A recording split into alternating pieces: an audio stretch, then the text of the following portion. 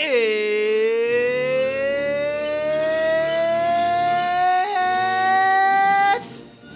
a Christmassy Yaddle Chattle, a Star Wars podcast, Daddy.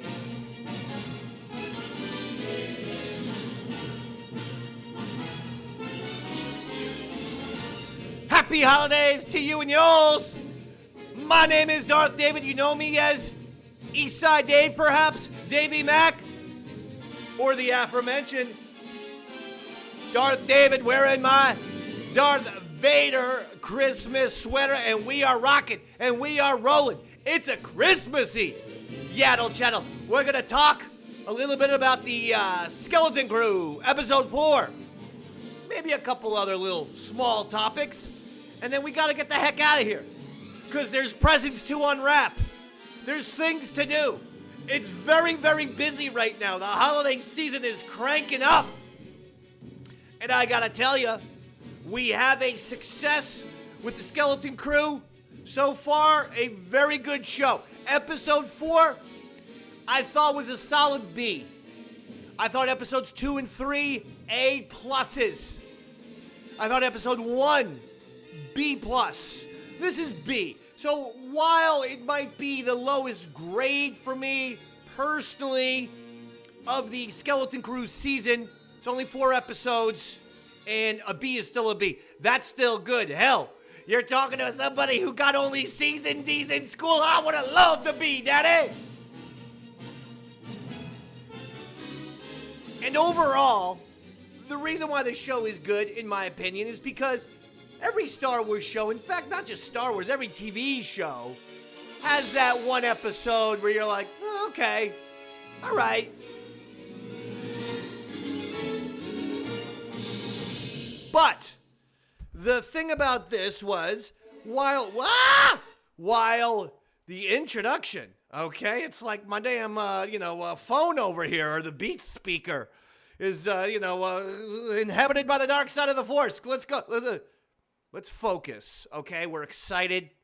Christmas is nearly upon us. Hanukkah, whatever you celebrate, that's fantastic. It's all nearly upon us. I get very excited. I start walking around the house just constantly saying, goody gumdrops, goody gumdrops. Christmas is almost here. Like that. That's what I do. So I'm very excited, and I'm very busy today.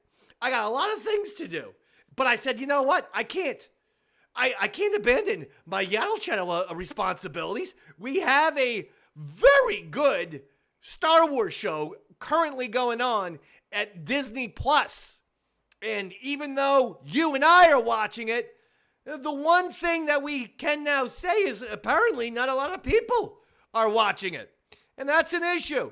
A few articles have come out that said the critics have enjoyed Skeleton Crew, but it's not getting a huge audience. Now, the one thing that they're saying is that this show wasn't nearly as expensive as the Acolyte, for instance. We are now being told that the Acolyte cost possibly $250 million,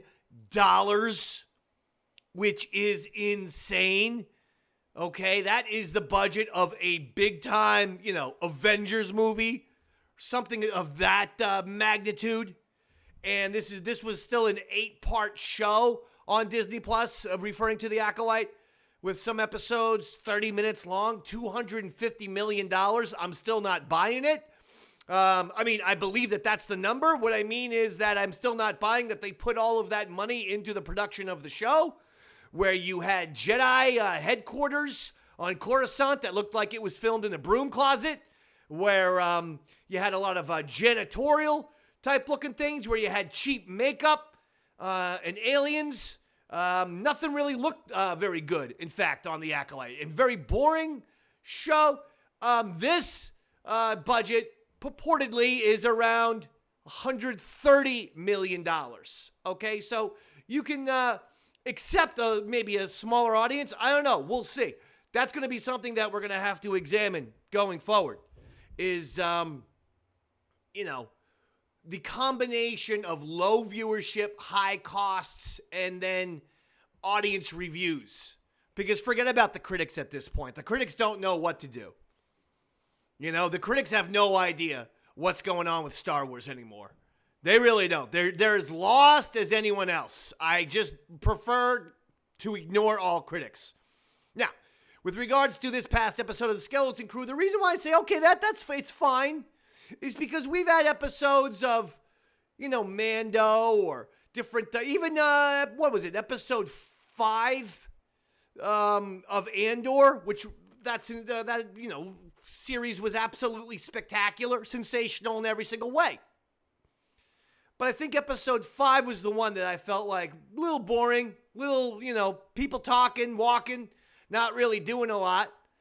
But having said that, it got us to episode 6, and that was absolutely spectacular. That was the Aldini heist, if you remember, from Andor.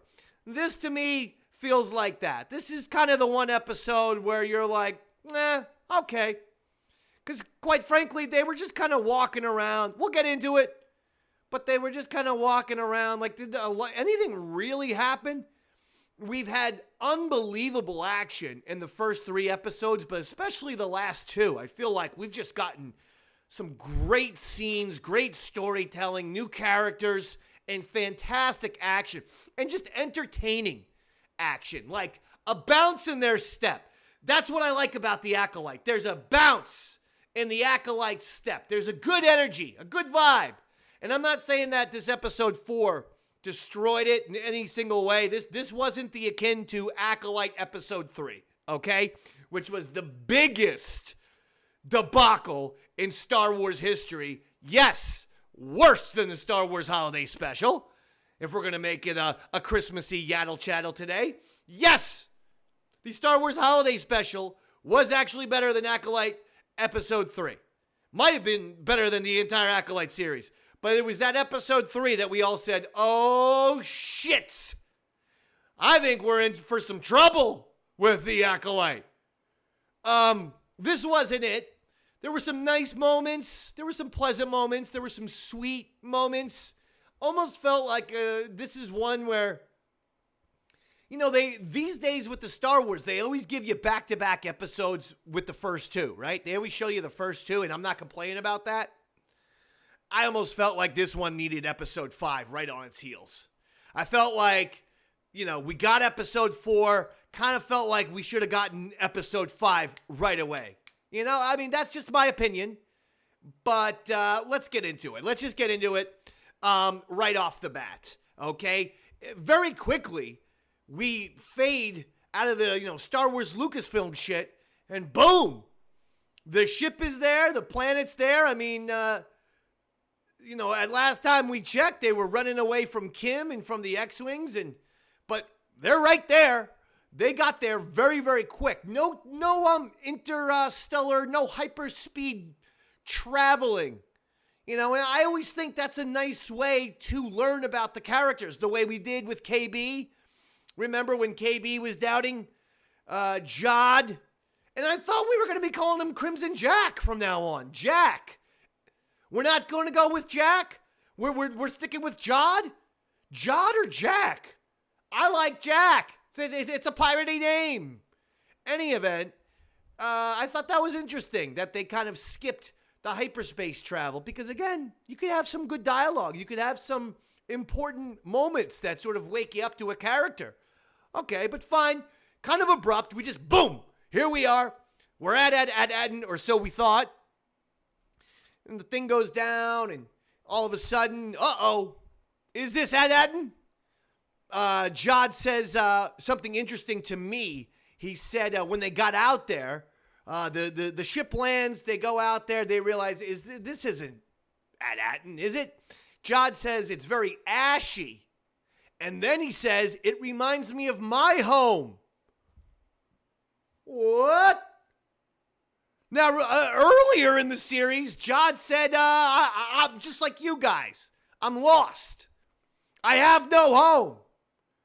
So I thought Jod saying that this new planet reminds him of his home was a big deal, especially because it was someone, I think it was Jod said, it's ashy, very ashy, reminds me of my home. So, his home was destroyed, blown up. Could this be a guy coming from Alderaan? No, I mean, Alderaan's blown up, right? So we gotta scrub that off the thing there. What if his home was, is this a Clone Wars deal? This is one of those planets that maybe there was some sort of a battle with the Clone Wars and then everything's destroyed. Was this, Coruscant?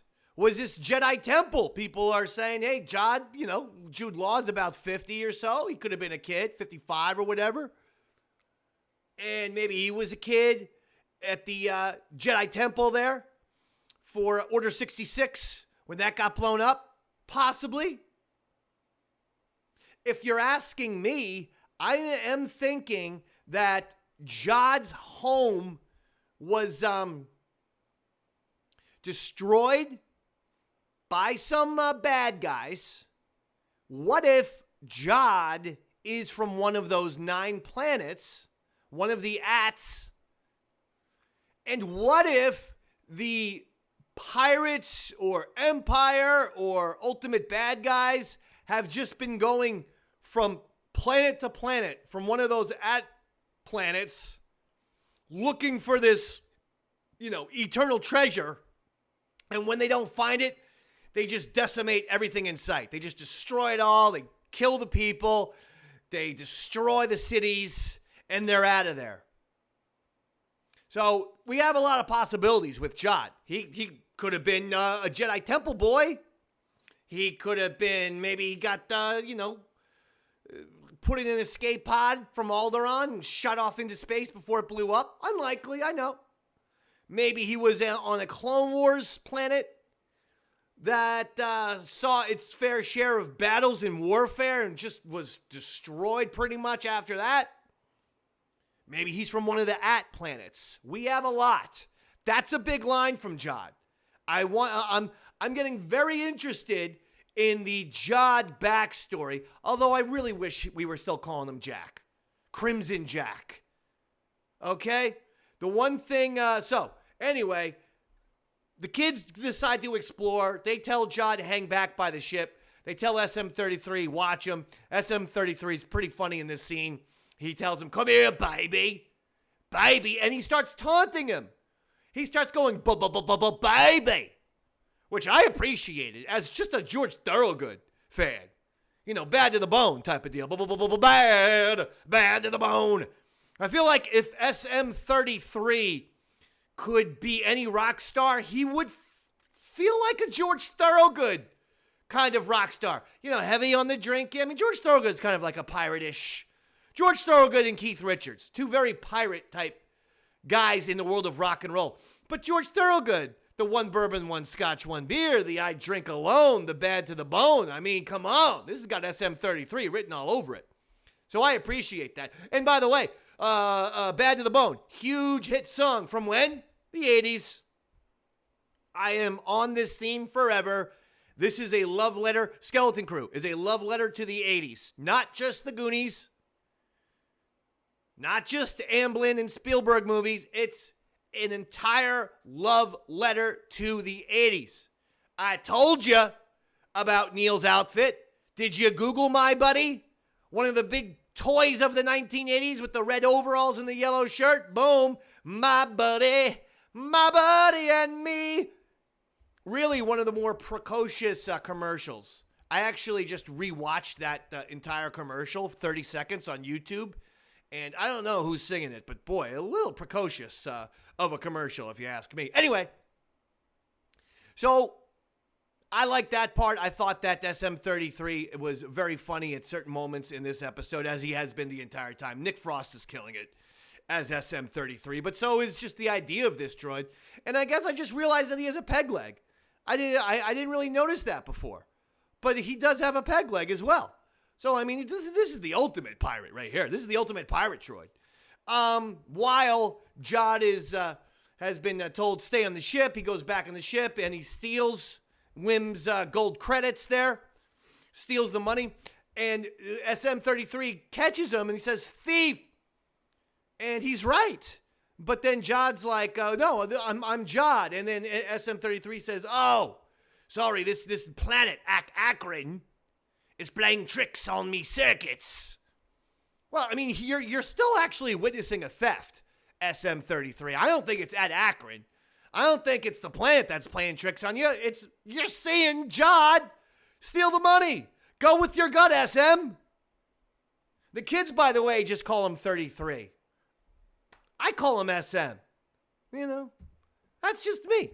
At Akron, by the way, is the name of this planet. So they did not get to at Atten.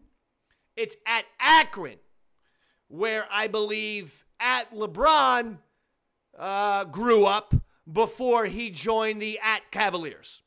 Okay? Now, the kids, we go to the kids. They're walking around. Statue, no head. Wim made me laugh. They said maybe his name was King No Head. Very blunt, very on the nose. I chuckled. Okay, I thought that was funny. Wim can actually get me to laugh sometimes there. Strong character. Enjoyable. Wim's getting the job done. I'm telling you that much right now. But I wanted to look at that statue with the no head and think, you know, was that anyone's body? That, you know, was there a Palpatine there? Was there a Palpatine body on that thing? See, a part of me thinks maybe there was. A Dooku body? Maybe there was. I don't know. I want to find that head. I want to know what that statue, I want to know who that statue was. Because I'm thinking it was a Palps. I'm thinking it was some kind of Sith person, but I don't know. I'd like to find out. The kids instantly get captured by this post-apocalyptic group, this kind of militia. And I was getting major Mad Max vibes with the post-apocalyptic type of thing. And obviously this planet it's a wasteland at this point. And, you know, people are in tatters and whatnots. And they're trying to just survive somehow with the guns that they got, the weapons that they got. And I was feeling a Mad Max vibe.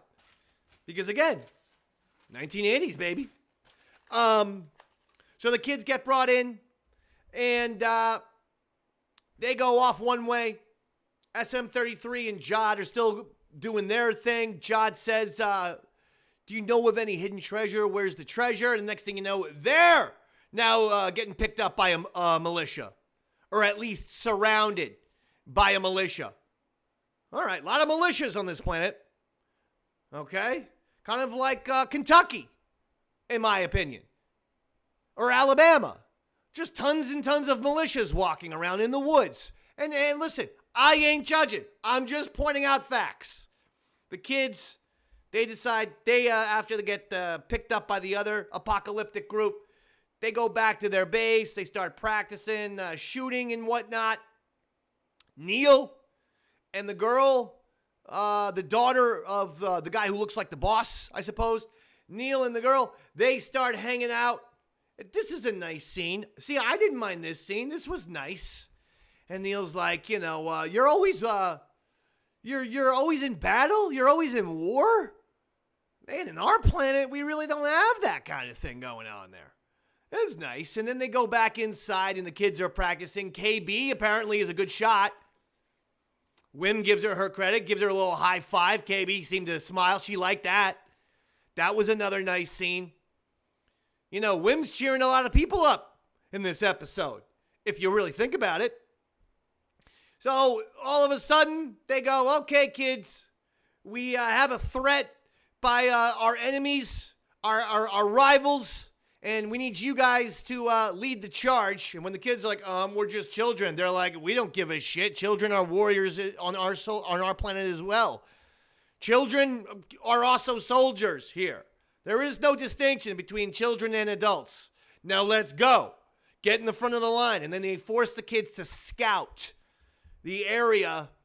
And I thought one of these kids was going to get blown up. I know I shouldn't think like that. But I thought maybe KB or something gets blown up, not fatally. Just, you know, loses an arm or another or two arms. And because she's part droid already or whatever the hell's going on, or Lobot type of deal, they figure a way to give her robot arms. But then I realized my imagination is running away with me, and also, I'm crazy! They're not going to kill any of these kids. That's just stupid. That's almost as stupid as calling that statue King No Name. And that's not a shot at you, Wim. That made me laugh.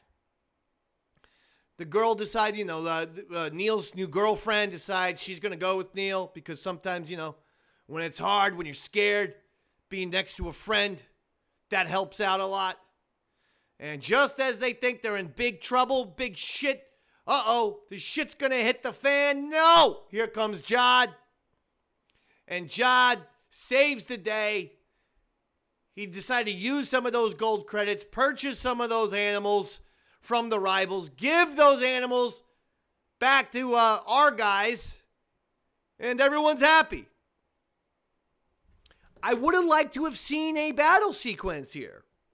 That's one thing that I felt like they're setting up for something. Sometimes when you set up and you're setting us up and you're setting this up, and then it's just like, no, we're not going to do that. Here comes Jod, and Jod just purchased the animals and gave them to these people and just did diplomatic things.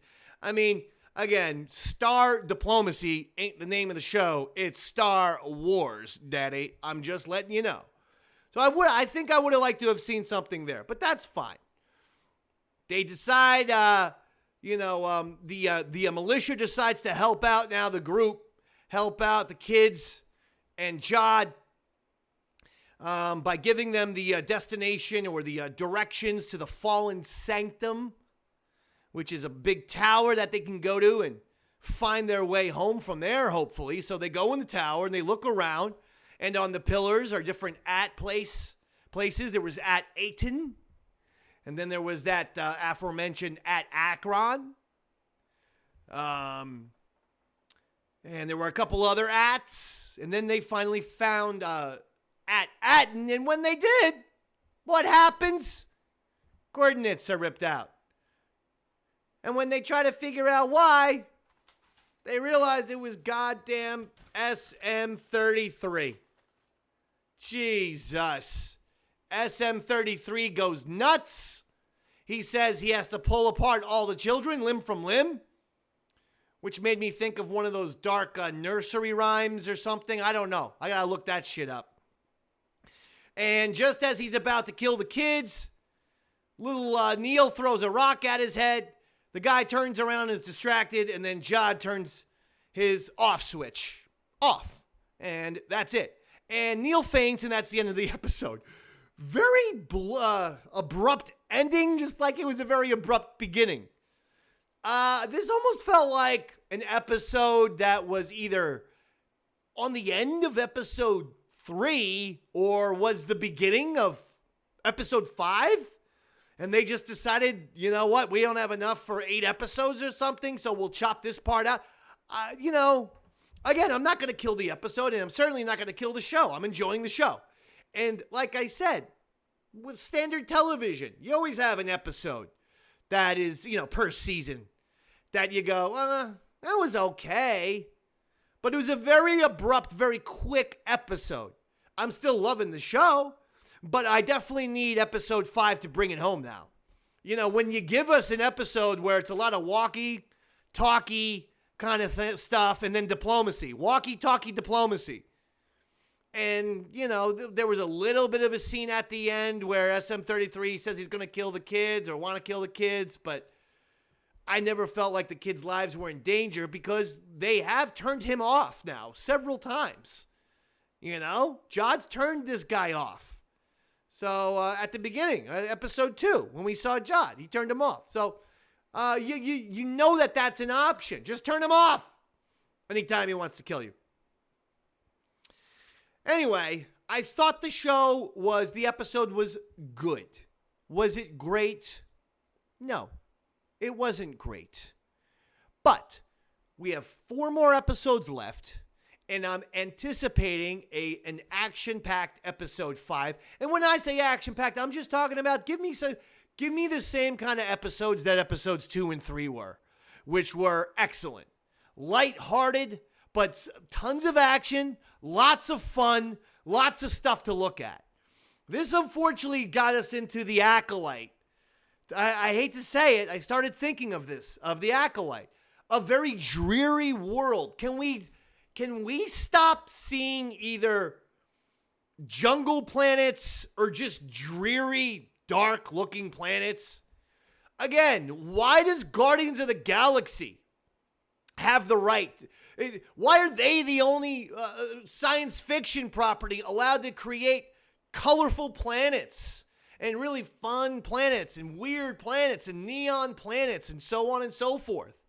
And I get that this place has been through some war, but it was a little dreary looking and not a lot happened. They kind of walked around for a little bit. So all of the stuff that I really loved in the first 3 episodes, which was great visuals and some great action, they were sort of missing those.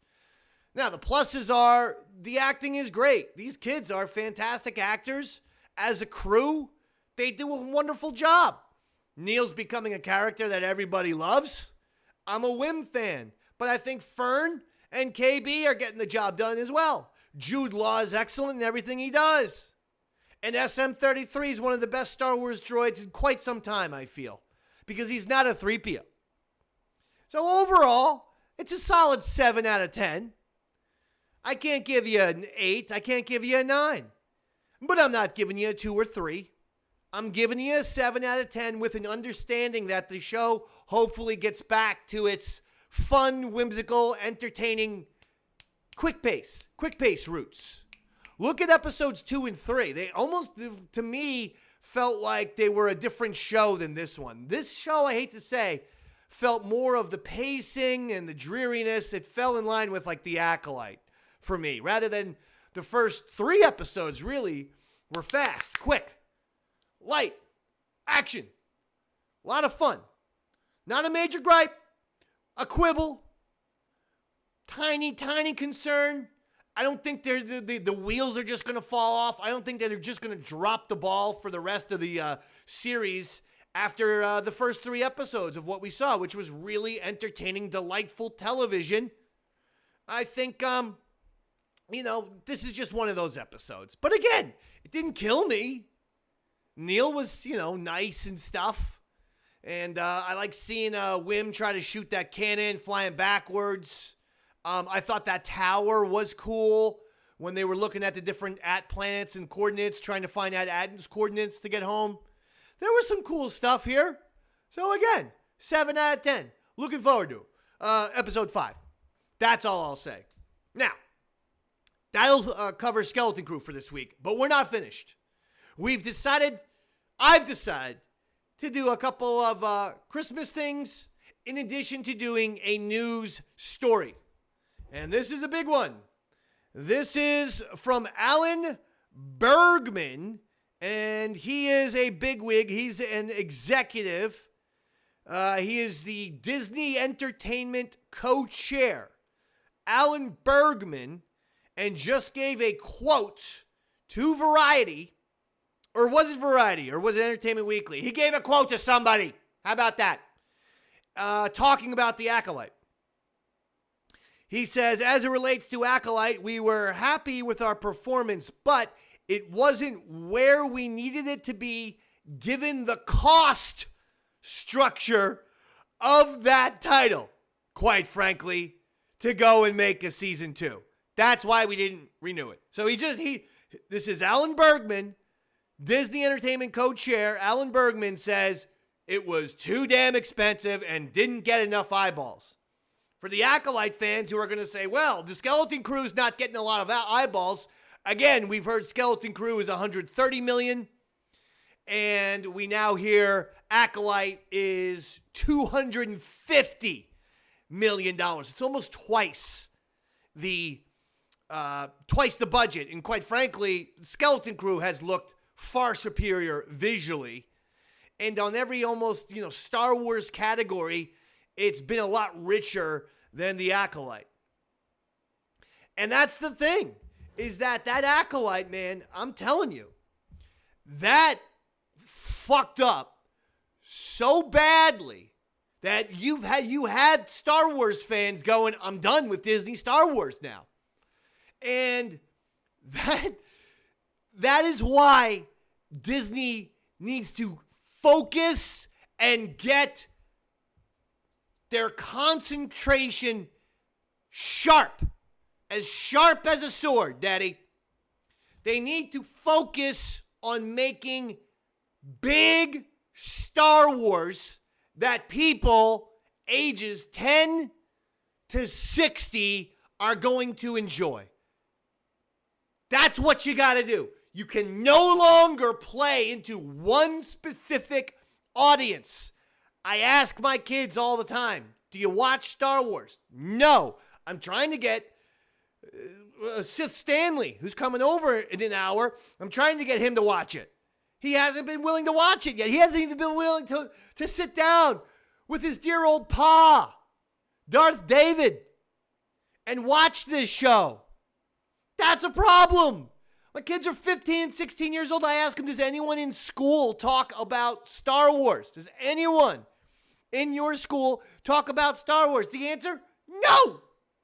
People, they said, kids are not discussing Star Wars. This is a problem. They need a big movie. They have to make it an event again.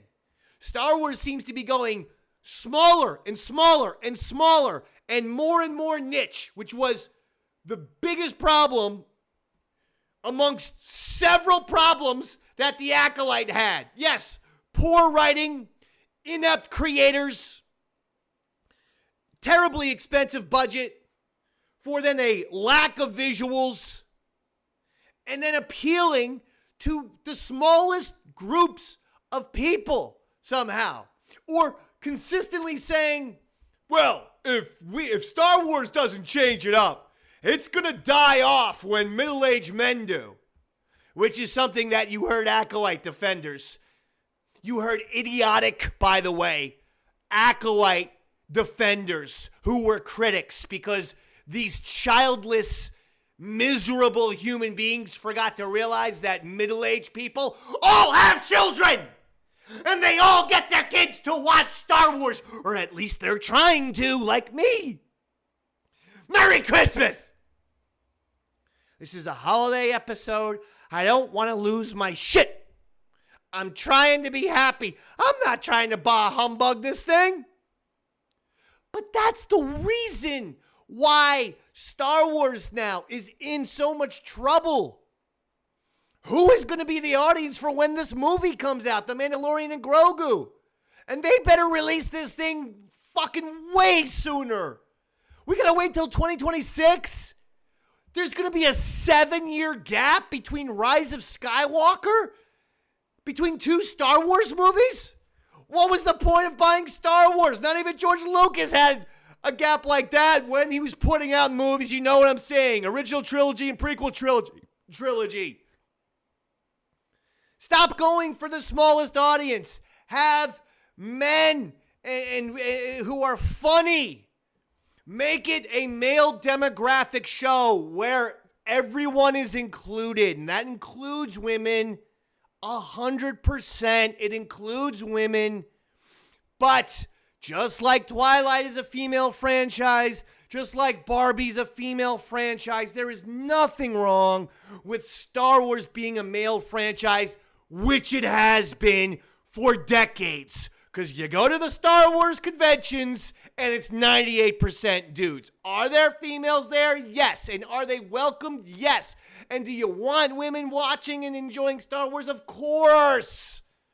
But you got to get back to making this a male demographic franchise. That means fights. That means battles. That means action. And then it means a little humor. Actually, Skeleton Crew is getting the job done with all these things. It's just a kid version of, what we're used to seeing. But at the same time, I'll take it. It's way more it feels naturally more in line with the Star Wars that we all grew up. Whether you're an original trilogy fan or prequel trilogy fan, I feel like Skeleton Crew at least nails the tone of Star Wars. Fast-paced, action, light, some sense of humor, and then some lore sprinkled throughout. Just some lore sprinkled throughout. You hit all those things, you're doing Star Wars. It's not about anything else. It's not about whatever fucking topic is going on in society. It's not about whatever current political issue is prevailing. That's a way to make Star Wars insanely temporary. And Star Wars has always been timeless. So I'm glad that they're admitting it. I'm glad this Alan Bergman dude came out and said, yeah, the show cost, this is what he said, the show cost a shit ton of money, and we didn't get any eyeballs back on it. So that'll be it for that show, because they're not going to spend another $250 million for, 25 people, or the same, fucking 1,000 people who signed a Star Wars petition, right? The whole Save the Acolyte got like 74,000 signatures, and people thought that was good. To contrast the Game of Thrones petition with people saying remake the final season, got almost 2 million signatures on their petition. That is 74,000 signatures for Star Wars, a international golden cinematic franchise. 74,000 sucks.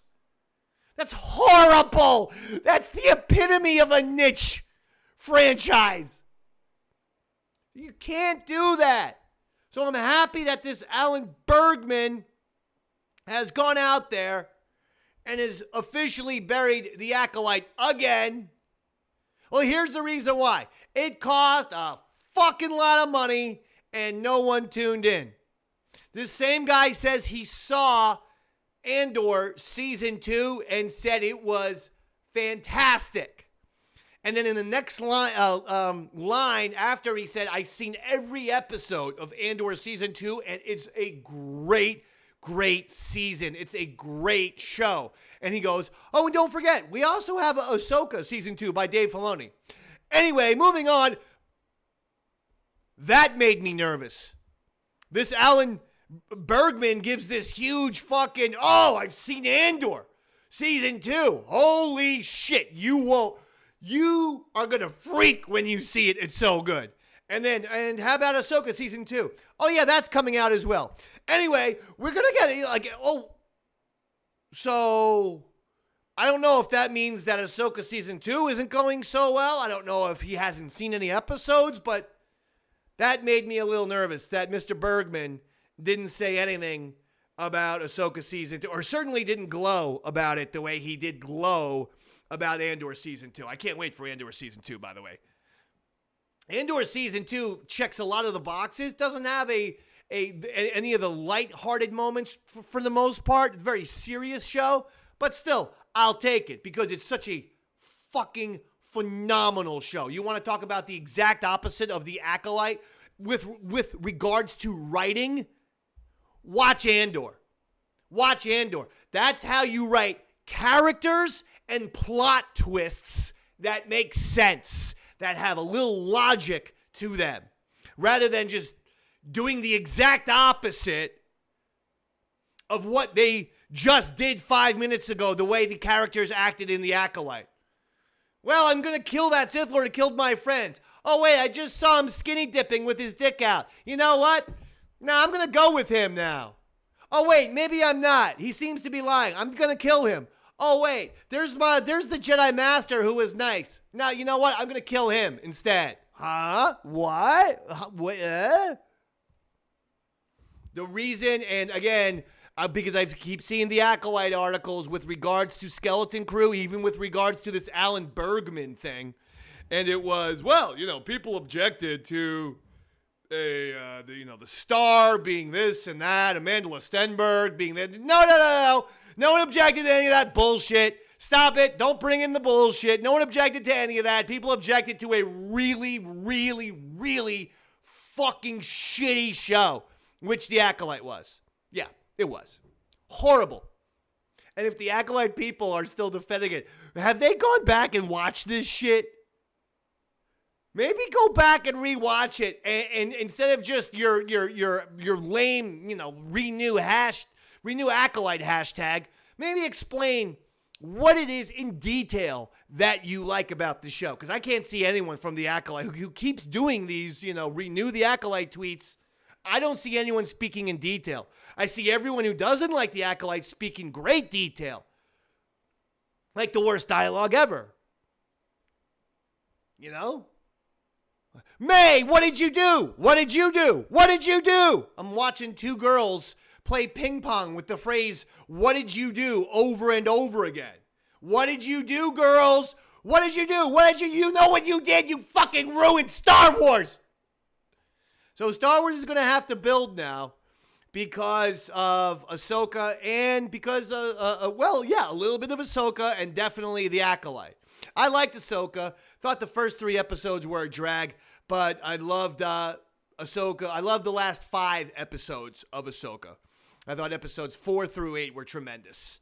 And in fact, I encourage people, like, when you just go back and watch Ahsoka, just start from episode 4. You'll have a great time. Make it a 5-episode series for your rewatches, and it's a wonderful show. You don't need the first 3 episodes, though. They were a little bit dull. Acolyte was an absolute abomination. And, this is now, finally, the proof is in the pudding. You can't take fans for granted. Disney's scrambling and wondering, well, what is going on? Listen, I've made the analogy, because I'm a wrestling fan, so I've made the analogy many, many times to WWE, okay?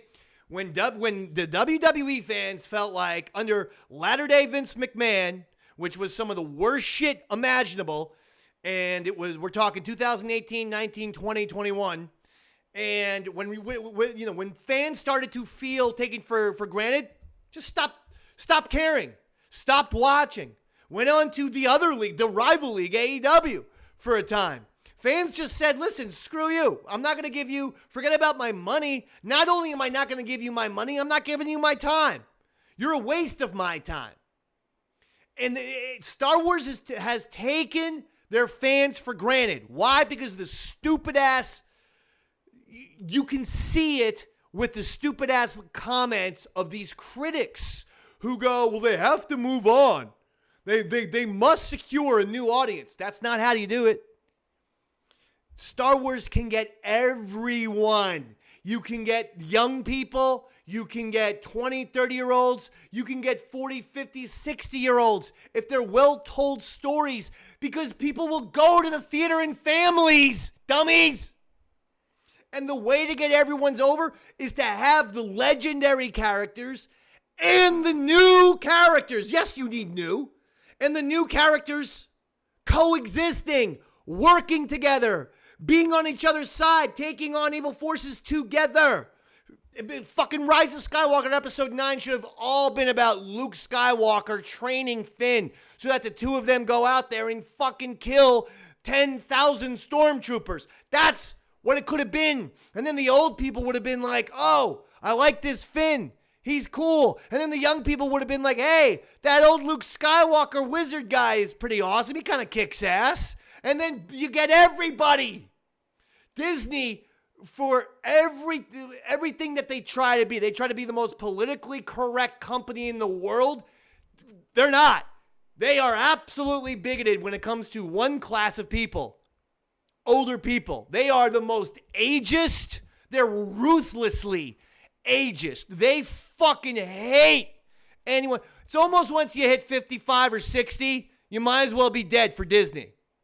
And again, that's probably the stupidest thing you could do, because those people can become grandparents who can then bring not only their kids, but their kids' kids to a fucking Star Wars movie where you got 6 or 7 or 8 people all piling in the car and all taking up, one of the rows. So that's a really bad philosophy. It's also a bad philosophy to be like, hey, thanks for supporting us for 40 years, but Star Wars isn't for you anymore. I had someone tell me Star Wars isn't for me anymore. Here's what I think of that. Go fuck yourself. You're not going to tell me that Star Wars isn't for me anymore. I'm someone who supported, I was born in 1977 and saw Return of the Jedi and remember seeing Return of the Jedi.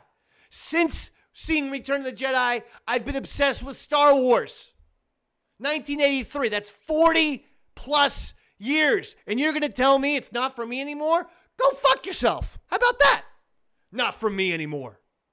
You know how much fucking thousands and thousands of dollars I spent on Star Wars? What the fuck is the matter with you? And I'm trying to get my kids into Star Wars, but because you guys are so lame with series like The Acolyte, right now it's a real struggle. I am hoping I can rope them in during the Christmas vacation. That's my big hope. So that's some Star Wars news. Lastly, Star Wars during the holidays. What do you like to watch?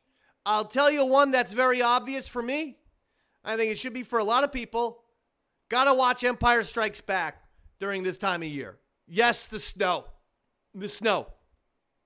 But when we were children, we used to have Christmas over our house, right? And after the gifts and the food and maybe some football and stuff like that, people just want to chill a little bit. Just want to chill for a little bit. We had a nice little furnished basement, and we'd always put on a Star Wars movie. Always. And yours truly, Darth David, was in charge of selecting said movie. And I would usually take a little informal poll. You know, like the president, you want opinions from the cabinet. But buck stops here. I'm going to make the final decision. But I always remembered how many times people asked for Empire Strikes Back. And so a lot of times we were watching Empire Strikes Back on Christmas during Christmas. That was wonderful. So I got to watch that. But I'll tell you something else. Lately, I get a Mando hankering around Christmas time. Don't ask me why. Now, the first episode of Mando was on a snow planet, right? Yes, because of the ice. Remember? Yeah. Like that one scene at the very, very beginning. It's like an icy snow planet, so maybe that's it. See, I just realized that right now. All right. Makes a little sense. Things are finally making sense. What do you like to watch? I like Empire, and I like Mando. I want to do something a little different this year, though. Oh, I will also throw out Revenge of the Sith, which says that I'm a psychopath, I guess, when it comes to Christmas. Yeah, I don't know why I would put that into Christmas. No good reasons. I mean, except for the fact that Yoda and Palpatine's lightsaber duel, green and red. And Yoda's got a jolly type of feel to him. Like Yoda, if there was going to be one Star Wars character who you would choose to be Saint Nick, good old Santa, it'd have to be Yoda, right? 800 years old, 900 years old, isn't that how old Santa is? I mean, they're kind of the same guy. And I could see Yoda out there, you know, with the fucking reindeer and this and that shit, you know, going from, you know, Coruscant chimney to Coruscant chimney, having a good old time. So maybe that's it. The red and green lightsabers, Christmas colors. Okay, look. It's time. It's time to move on. But I want to say thank you for tuning into Yaddle Chattle. I appreciate you. And I want you to have a happy holiday. Whatever you celebrate. And especially a very Merry Christmas. We're going to go now, and we'll be back next week. My name is Darth David. Good night, everybody.